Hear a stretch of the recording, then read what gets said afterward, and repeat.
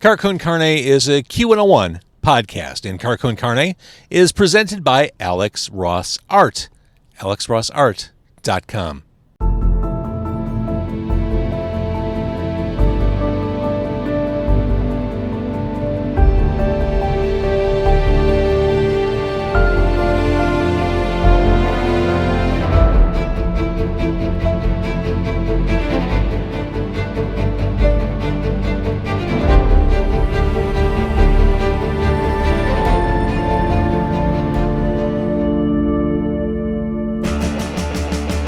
It's Con Carne.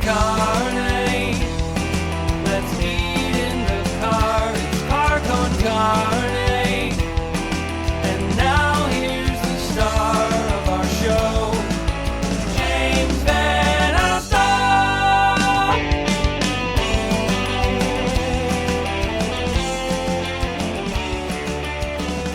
As I'm recording this, it's Leap Day, February 29th, 2024. Which means we're only 10 days away from the Fight for Air climb at Oakbrook Terrace Tower, the tallest building in the Chicago suburbs. I'm going to take it on. I want you to take it on with me. We're going to climb the steps. We're going to go from the bottom to the top of Oakbrook Terrace Tower, and we're doing it to raise money and awareness to help fight lung disease. People of all ages, of all skill levels do this, which means if you're not a veteran stair climber like me, no worries. You can go as far as you want. My goal is the top, and let's see if we can do this together. fightforairclimb.org/Chicagoland to get yourself registered. Wake up on a Sunday morning. Let's do something good. Let's do something healthy. Let's help put an end to lung disease. fightforairclimb.org/Chicagoland. Safety and security are things that you and I both want, need, and expect. What if you could always come home to a house that was well lit, secure? You knew that everyone inside was safe. You knew that that package you were waiting on was delivered safely. That is the promise. That is the future of smart living. Empower your home with intuitive control. This will change the way you live. This will make you excited to come home every day of the week if you call my guy Dan at Easy Automation, easy-automation.net. He can get you started. At the very least, he can give you a hassle-free, no strings attached quote. Call my guy Dan at 630-730-3728 or visit the website easy-automation.net and let Dan walk you through it. It's not just about security. Imagine having total control over all your entertainment and media with the simple push of a button. He makes it all seem really easy because it is. easy-automation.net. So it is Con Carne, a Q101 podcast, recently named Best Music Podcast in Chicago. Thank you to the readers of the Chicago Reader for that. To my right, she is a darkpop, darkwave, electropop artist, all the above. She is Brittany Bindrim. Her first solo album, Velella Velella, comes out on March 8th. You can see her perform live at Sleeping Village April 7th. Brittany, Yeah. we got tacos for tonight. Yes, we did. We're in Avondale. I went to Traspasada.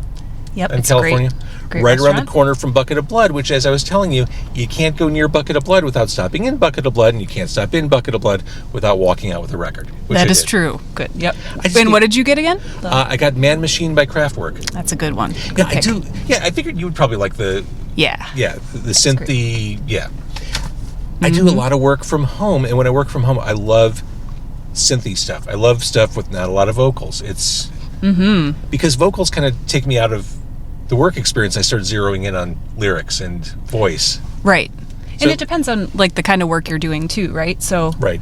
yeah. So if you're doing more, left brain or right brain things, different music. Right brain is creative, left brain is math. Yes. Okay. Yeah. I always get that wrong. So your first ever solo album, and you could break out, we got veggie tacos for you. I got myself a chicken taco. Yeah. First solo album, again, Velella Velella.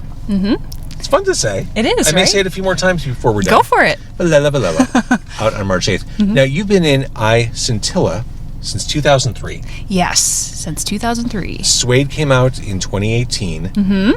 Does the solo album mean anything for the future or history of the band? Is this curtains for Scintilla?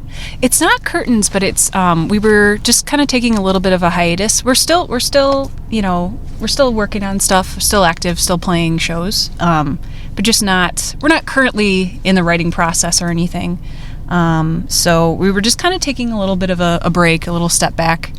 And in that time period, I was kind of just getting more into music production and just more into programming. And so when I was writing this album, I didn't know it was going to be a solo album at the time. And by this album, you mean Velella Velella.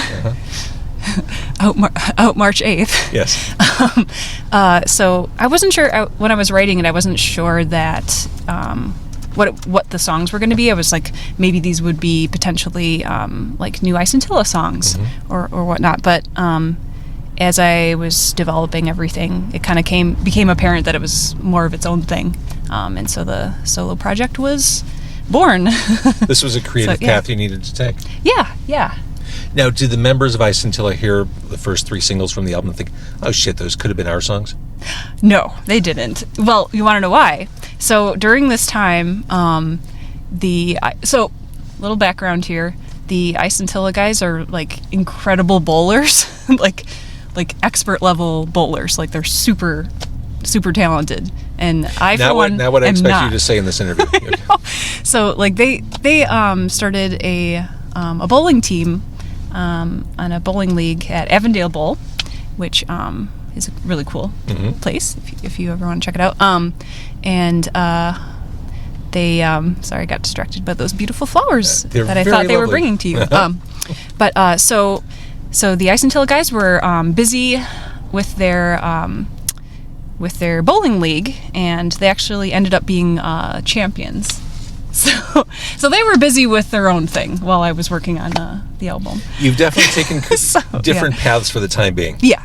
Clearly. Yeah. But it's cool to have other interests, and I think it was good for them to do, and also they've been super supportive the whole way, and Jim, who's in Scintilla, is he's going to be he's a live member as well. Oh, fantastic. So, okay. Yeah. So he's playing bass, and yeah. All right. So they have bowling. What's your hobby outlet? Ooh, so I really like art and like painting and illustration and stuff. So I'm really into pen and ink drawings and all sorts of stuff like that. But I also do, like on the side, I do my day job is a graphic designer. So I'm really into graphic designing and front end programming and video editing and all that stuff. So are you one of those people who figured out a way to make a career out of what you're passionate about? Yes. Okay. Yeah. That's the American I feel dream. very lucky about that. That is the American dream right there. Yeah. I feel very, very fortunate, and couldn't be happier. So with the solo album, are you leaning more into organic type instrumentation on this than you were with the band? No. It's definitely more synth heavy, or synth bass heavy, and a lot of drum programming. So we did a lot of I used a lot of drum machines and programmed drums, synths. But then during the recording process, basically recorded actual analog synths and everything in drum machines. So it's not all programmed. Jumping or ahead, soft synths. Jumping to the I'm going to spoil the ending of the album. Atlas is a very stripped down song. Oh, yeah. The piano basically takes the place of the synthesizer. It does. On that one. Yeah. You've got string sounds. I wanted to ask you about this. The last words we hear on the album, your parting gift to the listener of your debut solo album. But do you feel it now? Part of your whole, do you hear it now?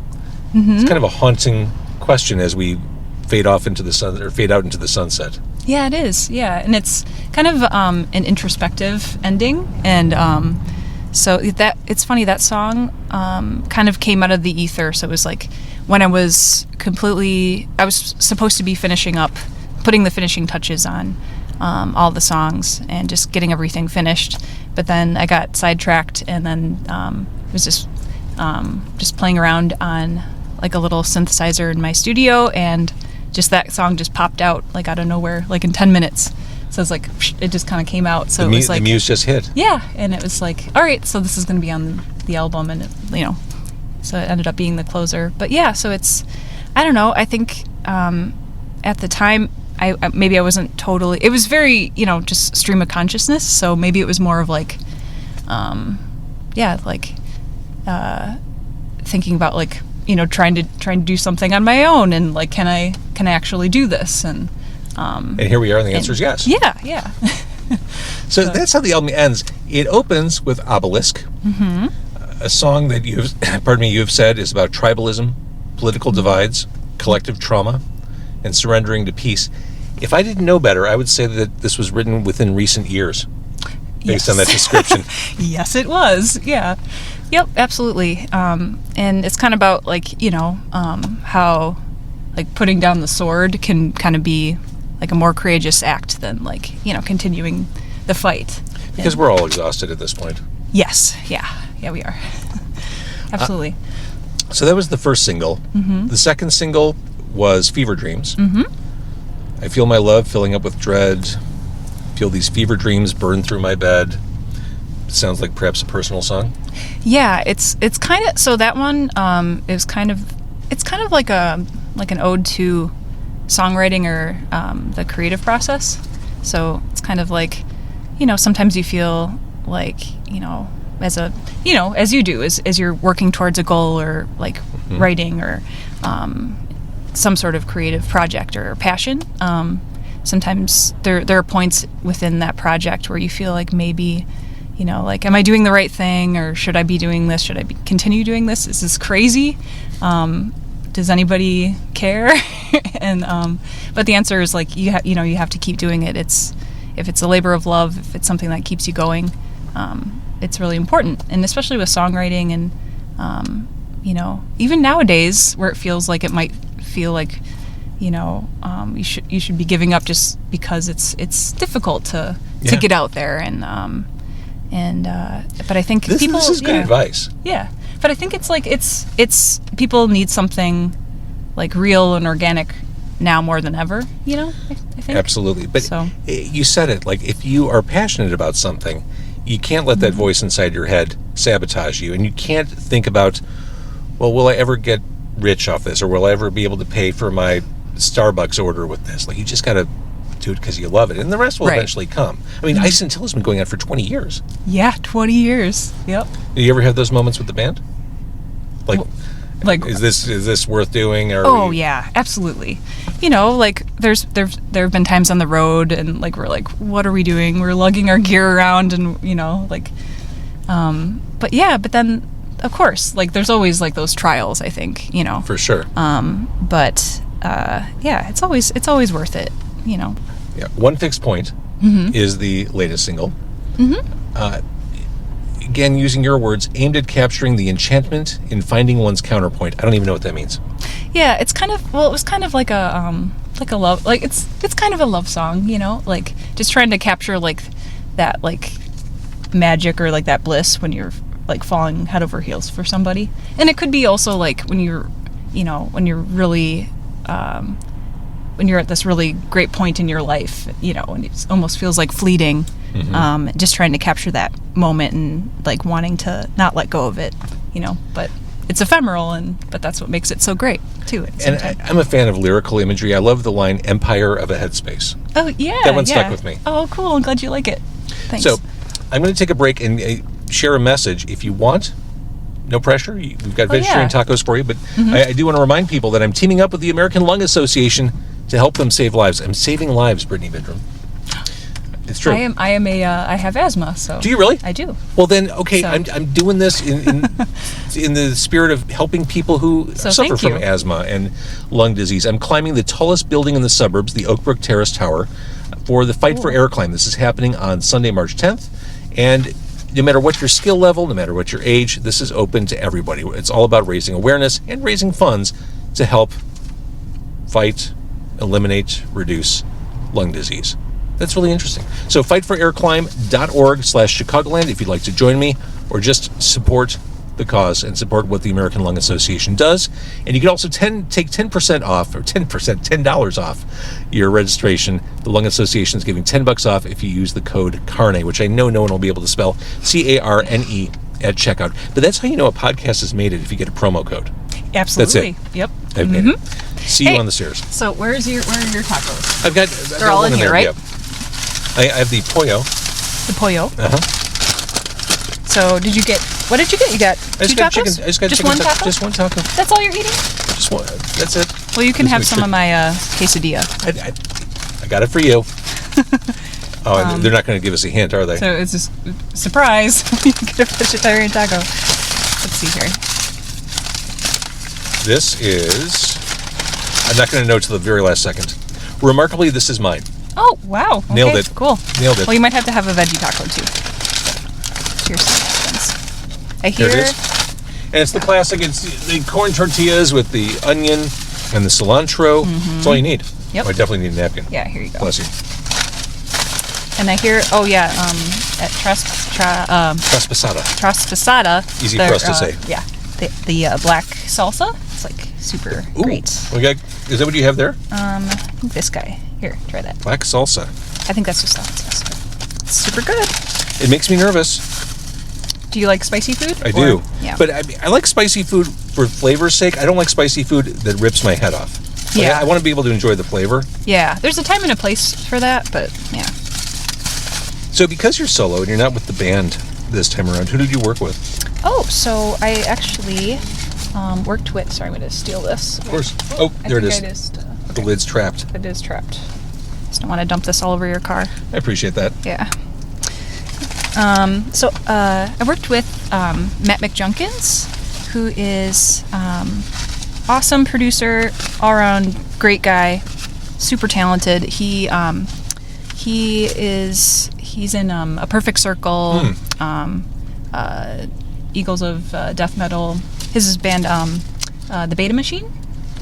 But yeah, so we worked together. Like he produced and mixed the album, and yeah, he was just fantastic. He really like helped bring everything to life. So is it all you throughout? Like everything we hear? Yeah. That's awesome. So I wrote everything. But I do have to say, like, Matt really helped like polish everything, and But yeah, I wrote everything. So when you finished putting this album together, your first solo album, did you walk away thinking, how come I didn't do this sooner? How come I didn't go solo or just kind of chase that? Well, yeah, but I think it just wasn't the right time. I think I just needed to. I really liked working. I really liked writing. I do love collaborating, and I really like working with people like that. But it just felt like the right time. Like I felt like, I kind of felt like, emotionally and maybe technically, I felt like I had the chops to do it. It kind of just took some time, and even just to gain the confidence. So I'm kind of glad that I waited this long. It just felt right. So lyrically, had you been sitting on lyrics for a while, or did this all kind of come together at the same time?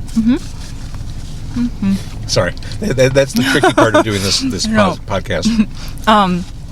So there were a couple of songs that, like, couple of lyrics.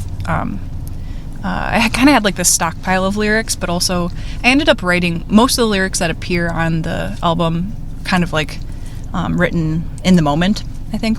But there were some things where like, oh, there's like this idea that would work really well with this this drum programming and this bass synth line that I wrote or something, and then I would take from this idea and then kind of like develop the lyrics. So it's kind of like almost like some of them were like little lyric seedlings that kind of ended up becoming like bigger picture. So we talked about Bucket of Blood around the corner. Yeah. This will be on vinyl. Yes. Yeah. That's always cool. It is cool. Yeah. It's the first. So Scintilla's never put anything out on vinyl, so this will be cool. Oh, then this is a big moment. Yeah. One thing that was kind of neat about the mastering process. Ken Marshall from he's worked with Skinny Puppy. I knew the name. Okay. Yeah. So he mastered the album, and he kind of mastered everything for vinyl, and like I was really happy with like his work and everything. So I think the vinyl is going to sound great. Because what people may not realize, you need to master audio differently for digital and for vinyl. It's a totally different. So you need someone like him to know exactly what to push and what not to push. Exactly. Yeah. There's science to that. So, again, Sleeping Village on April 7th. The album Velella Velella comes out on March 8th. How are you planning the live show? Like, are you kind of obsessing about the details of getting that together right now? Not obsessing, but I am starting to work on it, which is cool. It's actually been really fun. So I wasn't really sure how the live show was going to take shape at first. But I knew Jim from Scintilla. He's playing bass, and he has a bunch of like fun synth pedals and stuff. So we've been like kind of like honing in the sounds and everything. And then we found a really great drummer here in Chicago. He moved here about eight months ago. His name is Alex, and he's just fantastic. He works for the School of Rock. Oh, right too. on. So so we've been just working on the tracks with him, and it's so cool to hear the acoustic drums with the just seeing that kind of like the songs take on a different life with acoustic drums like that. So it's kind of neat. We are still going to play back a few tracks, but we're trying to keep it as like organic as possible too.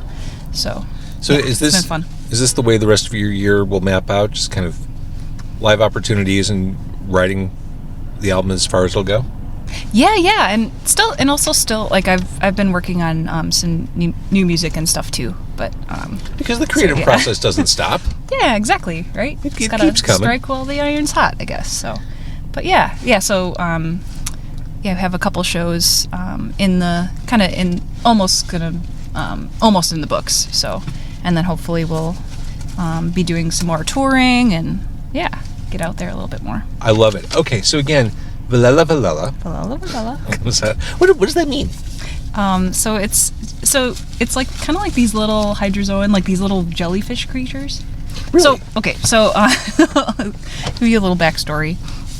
So when I was recording in LA, at the time there were like these reports of like all these little Velella Velella. They're like these little like deep blue creatures. They were like washing up on like the Southern California beaches, like tons of them, and like it's just this crazy phenomenon. And so it was just kind of like this weird thing that was going on at the time, and I thought it was like, oh, that's kind of a cool like metaphor, because when they wash up on the shores like that, it's kind of like an indication of like drought or like climate change and things. And I thought it was kind of like a cool theme that kind of fit. Makes sense. Yeah. So again, Velella Velella, out on March 8th. We can see you, the solo show, Sleeping Village, on April 7th. You did a really nice job on this album. Thank you. Thank you. I hope you're as excited about it as I think people will be. It turned out great. Thank you. I appreciate that. So again, that is Brittany Bindrim. The album comes out shortly after this episode comes out. And just to mention one more time, Con Carne on Sunday, May 10th, first thing in the morning. Wait for your coffee, or have coffee beforehand. I'm teaming up with the American Lung Association to help climb the tallest building in the burbs, the Oakbrook Terrace Tower. It's the Fight for Air climb. You can join me. We can sweat and do good things together. That sounds weird. fightforairclimb.org/Chicagoland. And you can take money off, $10 off your registration, just for using the word Carne, C-A-R-N-E, at checkout. I will see you on the stairs. Brittany, I will see you at Sleeping Village. Thank you for doing this. Yeah, thank you for having me. This is a blast. So.